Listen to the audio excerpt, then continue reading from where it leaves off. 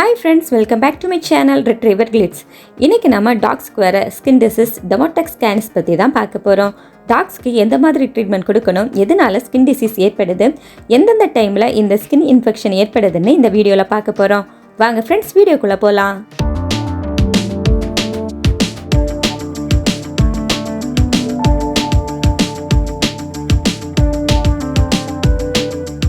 பொதுவாக climate change ஆகும்போது டாக்ஸ்க்கு பலவிதமான டிசீஸ் வரும்.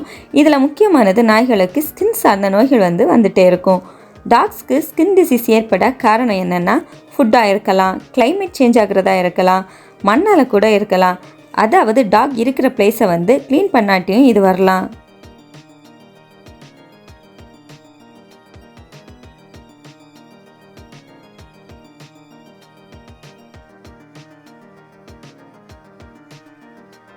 பொதுவாக டாக் இருக்கிற இடத்த டெய்லி நாம் க்ளீன் பண்ணணும். டெய்லி வாக்கிங் கூட்டிகிட்டு போகணும். டெய்லி ஒரு 1/2 கிலோமீட்டராவது வாக்கிங் கூட்டிகிட்டு போகிறது நல்லது. டாக் வெளியேற்றுற கழிவுகளை அதிகமாக சுவாசிக்காதவாறு பார்த்துக்கணும். ஒரு டாக் மட்டும் வளர்க்குறவங்க கண்டிப்பாக டெய்லி வாக்கிங் கூட்டிகிட்டு போயிடுவாங்க. ஆனால் பண்ணை வச்சுருக்கவங்க ஃபுல்லாக கட்டி போட்டு தான் வளர்ப்பாங்க. அதனால இன்ஃபெக்ஷன் வர அதிக வாய்ப்பு இருக்குது. நாம் குடிச்சிட்டு தூர போடுற டீ காஃபியை குடிக்கிறதால கூட டெமோடெக்ஸ் ஸ்கேனிஸ் ஏற்படும். அப்புறம் கெட்டு போன தயிர் சாப்பிட்றதாலையும் கிளைமேட் சேஞ்ச் ஆகுறதாலையும் டாகை எப்போவுமே ஒரே இடத்துல கட்டி போட்டு அது வெளியேற்றுற கழிவுகள் கூடவே அது படுத்து இருக்கிறதாலையும் டெமோடெக்ஸ் ஸ்கேனிஸ் ஏற்படும். அப்புறம் ஸ்கின் டிசீஸ் உள்ள டாகுக்கு கூட நம்மளோட டாக் பழகும் போதும் இது ஏற்படுது.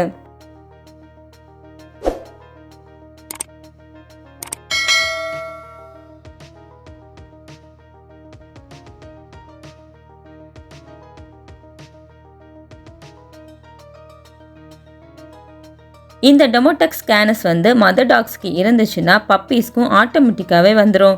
அந்த கிணலில் இருக்க வேறு டாக்ஸ்க்கு இந்த டிசீஸ் இருந்துச்சுன்னா பப்பி அந்த டாகுக்கு கூட கான்டாக்டில் இருந்துச்சுன்னா ஈஸியாகவே பப்பிக்கு வந்துடும். சிமெண்ட் தர அல்லது மண்ணில் சிலர் கெட்டி போட்டு வளர்ப்பாங்க. இது மூலமாகவும் இந்த ஸ்கின் ப்ராப்ளம் ஏற்படுது. டெமோடெக்ஸ் ஸ்கேனிஸ் பாதிச்ச ஒரு பப்பி இருந்துச்சுன்னா அதுக்கு கூட இருக்க மற்ற டாக்ஸ்க்கும் இது வர 99% சான்ஸ் இருக்குது. அதனால டிசீஸ் இருக்கிற டாக்ஸ்க்கு கூடவே மற்ற டாக்ஸையும் கவனிக்கிறது ரொம்ப நல்லது. இது எந்த ஏஜ் டாக்கை சீக்கிரமாக அஃபெக்ட் பண்ணணும்னா கண்டிப்பாக அது பப்பியாக தான் இருக்கும். பப்பீஸ்க்கு மோஸ்ட்லி 99% ஸ்கின் இன்ஃபெக்ஷன் ஏற்படும்.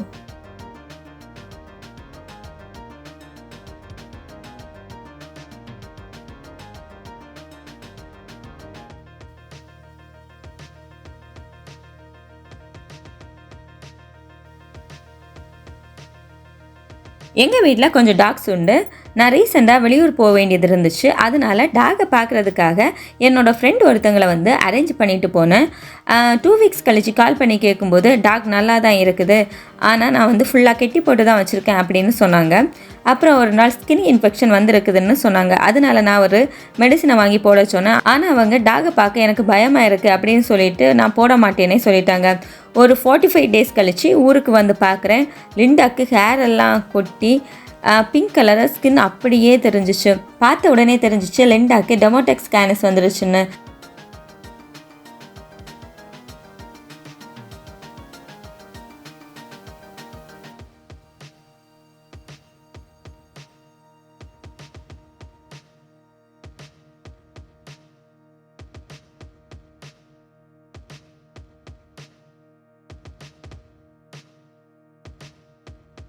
டாக்குக்கு ஸ்கின் டிசீஸ் அதாவது டெமோடெக்ஸ் ஸ்கேனிஸ் ஏற்பட்டுச்சுன்னா பார்க்கவே ரொம்ப அருவருப்பாக இருக்குதுன்னு சொல்லி ரோட்டில் போய் விடுவாங்க. சிலர் 10 கிலோமீட்டர் தள்ளி போய் விடுவாங்க. சிலர் நாய் காப்பகத்தில் போய் விடுவாங்க. இப்படி ஸ்கின் டிசீஸ் ஏற்பட்டுச்சுன்னா டாகை பாதுகாக்க முடியாது, டாகை தொடுறதுக்கே அருவருப்பாக இருக்குதுன்னு நினைக்கிறவங்க கண்டிப்பாக டாகை எடுத்து வளர்க்காதீங்க. டாகுக்கு கண்டிப்பாகவே எல்லாமே வரும். டாகுக்கு ஸ்கின் அலர்ஜி வரும், ஸ்கின் டிசீஸ் வரும், சாப்பிடாமல் இருக்கும், அது வேறு ஏதாச்சும் நோய் கூட வரலாம். இப்படி எது வந்தாலும் டாகை என்னால் கவனிக்க முடியும்னு நினைக்கிறவங்க மட்டும் டாகை எடுத்து வளங்க. டாகு செல்லப்பிராணி போல் வளர்த்துட்டு அதுக்கு அப்புறம் ஏதாச்சும் நோய் ஏற்பட்டுச்சுன்னா சில டாக் பக்கத்திலேயே போகிறதில்ல. டாக் வளர்க்குறவங்க டாகை டாகாவே வளர்த்தாலே போதும். டாக் வச்சு வருமானம் படுறவங்களும் சில செல்லப்பிராணியை வளர்க்குறவங்களும் டாக் நல்லா ரொம்ப ஆரோக்கியமாகவே கவனிச்சுக்கிட்டா அது நம்ம கூட ரொம்ப நாள் வாழும். டாக்ஸ்க்கு ஏதாவது உடம்பு சரியில்லாமல் இருந்துச்சுன்னா அது ஒரே இடத்துல மோஷன் போயிட்டே இருக்கும். சம்டைம்ஸ் மோஷன் போனதை அதுவே சாப்பிடும். அப்படி ஏகப்பட்ட விஷயம் நடக்கும். இதை மாற்றத்தான் நம்ம ட்ரை பண்ணணுமே தவிர டாகை கொண்டு போய் வேறு இடத்துல விடுறதோ அல்லது அதுக்கு விஷம் வச்சு கொல்லவோ கூடாது. டாக்ஸ்க்கு டெமோடெக்ஸ் கேனிஸ் ஏற்பட்டுச்சுன்னா அதை மாற்றுறதுக்கு பல மெத்தட் இருக்குது. அதில் ஃபஸ்ட்டு மெத்தடை பற்றி சொல்கிறேன். இதுதான் நாங்கள் சொன்ன எங்கள் டாக் லிண்டா. இந்த மாதிரி ஃபுல்லாக டெமோடெக்ஸ் நோயால் பாதிக்கப்பட்டாலோ அல்லது ஸ்டார்டிங் ஸ்டேஜில் தான் உங்கள் டாக் இருந்தாலோ என்ன பண்ணுறதுன்னு வீடியோவில் சொல்கிறேன். ஃபஸ்ட்டு உங்கள் டாகோட உடம்புல அங்கங்கே வித்தியாசம் தெரியும். டாகோட தொடைப்பகுதி அண்ட் கழுத்து, அதாவது பெல்ட் போடுற இடத்துல, அப்புறம் காது, இந்த 3 பிளேஸ்லேயும் தான் ஃபஸ்ட்டு டிசீஸ் தெரியும். இப்படிப்பட்ட ஸ்டார்டிங் ஸ்டேஜில் நீங்கள் அல்மிசோல் மெடிசனை யூஸ் பண்ணால் போதும். இதை டாகோட உடம்பு ஃபுல்லாக ஒரு நாள் விட்டு ஒரு நாள் மார்னிங் மட்டும் தேய்ச்சி விட்டால் போதும், ஸ்பீடாக க்யூர் ஆயிரும். அல்மிசோல் ஆயில்மெண்ட் சில ஷாப்பில் கிடைக்காது. இதுக்கு பதிலாக வைபஸ் இந்த மருந்தை வாங்கலாம். இந்த 2 மெடிசனும் யூஸ் பண்ணுற ப்ரொசீஜர் ஒன்று தான். இதை டாகோட ஸ்கின் ஃபுல்லாக தேய்ச்ச அப்புறமா 10 to 20 நிமிஷம் வெயிலில் நிற்க விடணும். குளிக்க வைக்க தேவை கிடையாது. ஒரு நாள் விட்டு ஒரு நாள் இந்த மெடிசனை 2 வீக்ஸ் வரை போடணும்.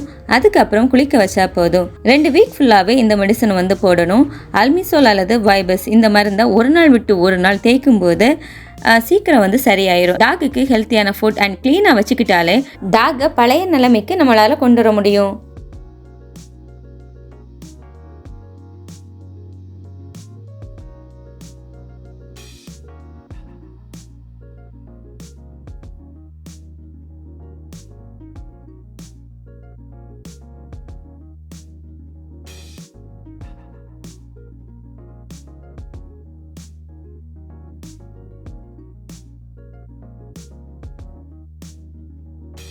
அல்மிசோல் இந்த மருந்தை டாகோட ஸ்கின்னில் போடுறதுக்கு முன்னாடி நீங்களும் உங்கள் கையில் க்ளவுஸ் போட்டுக்கோங்க.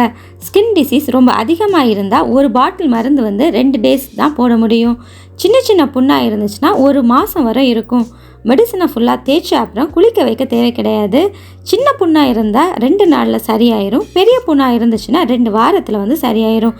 அப்படியே ஹேரும் வளர்ந்துடும். லிண்டா உடம்பு மாதிரி ஃபுல்லாக பரவிடுச்சுன்னா செகண்ட் மெத்தடை யூஸ் பண்ணுங்கள். அயன் டேப்லெட், கெட்டகோனோசோல், செரட்டியோபெப்டிடேஸ் இந்த 3 டேப்லெட்டையும் 2 வீக்குக்கு தொடர்ச்சியாக மார்னிங் அண்ட் ஈவினிங் கொடுக்கணும். இதுக்கு கூட கால்சியம் டானிக்கும் கொடுக்கறது நல்லது. இப்படி டிசீஸ் வந்துச்சுன்னா உடம்பு ரொம்பவே வீக்காக இருக்கும். ஸோ அந்த டைமில் அயன் டேப்லெட் கூடவே கால்சியம் டானிக்கும் கொடுக்கறது நல்லது. இப்படி நாம் பண்ணும்போது ஒவ்வொரு நாளும் சின்ன சின்ன இம்ப்ரூவ்மெண்ட் தெரியும். தேர்ட் அண்ட் ஃபைனல் மெத்தட், இது ரொம்ப எஃபெக்டிவாக இருக்கும். ப்ரவட்டோ டேப்லெட். இது டாகோட கேஜியை பொறுத்து கொடுக்கணும். 3 மாதத்துக்கு கீழே உள்ள பப்பீஸ்க்கு இது கொடுக்கக்கூடாது. மீறி கொடுத்தா பெரிய ப்ராப்ளம் பப்பீஸ்க்கு ஏற்படும். 20 kg இருக்கிற டாகுக்கு ஒரு டேப்லெட் கொடுக்கலாம். 10, 11, 12 அப்படி கேஜி இருந்துச்சுன்னா ஒரு ஹாஃப் டேப்லெட் கொடுத்தா போதும், சீக்கிரமாக சரியாயிடும். இந்த டேப்லெட் எடுக்கும்போது எக்கு சாப்பிடக்கூடாது. இதுதான் டெமோடெக்ஸ் கேனிஸால் பாதிக்கப்பட்ட எங்கள் டாக் லிண்டா. எவ்வளோ நல்லா க்யூர் ஆகிருக்குன்னு பாருங்கள். முடி போய் பிங்க் கலரில் இருந்த டாக் இப்போது பேக் டு ஃபார்முக்கு மாறிடுச்சு. ஹேர் வர்றதுக்கு கொஞ்சம் நாள் எடுத்துச்சு. இப்போ நல்லா இருக்குது. இது நான் டாகுக்கு யூஸ் பண்ண பெஸ்ட்டு மெடிசனாக இருக்குது. இது என்னோடய ஃப்ரெண்டு மூலமாக நான் தெரிஞ்சுக்கிட்ட மெடிசன். நீங்கள் உங்கள் டாகுக்கு இது மாதிரி டிசீஸ் வந்துச்சுன்னா டாகை அப்படியே விட்டுறாமல் நான் சொன்ன மெடிசனை சரியாக கொடுத்தா போதும், 2 வீக்ஸில் நீங்கள் க்யூர் பண்ணிடலாம். நீங்களும் உங்கள் டாகுக்கு ஸ்கின் டிசீஸ் வரும்போது சில மெடிசனை செக் பண்ணி உங்கள் டாகுக்கு யூஸ் பண்ணிகிட்டு இருப்பீங்க. அதை எங்களுக்கும் ஷேர் பண்ணுங்கள். நாங்களும் எங்கள் வீட்டு டாகுக்கு செக் பண்ணி பார்க்குறோம். இதை விட வேகமாக க்யூர் ஆகிடுச்சுன்னா நாங்களும் அதையே ட்ரை பண்ணுறோம். இந்த வீடியோ உங்களுக்கு ஹெல்ப்பாக இருக்கும்னு நம்புகிறேன். நெக்ஸ்ட் வீடியோவில் மீண்டும் சந்திக்கிறேன். தேங்க்ஸ் ஃபார் வாட்சிங்.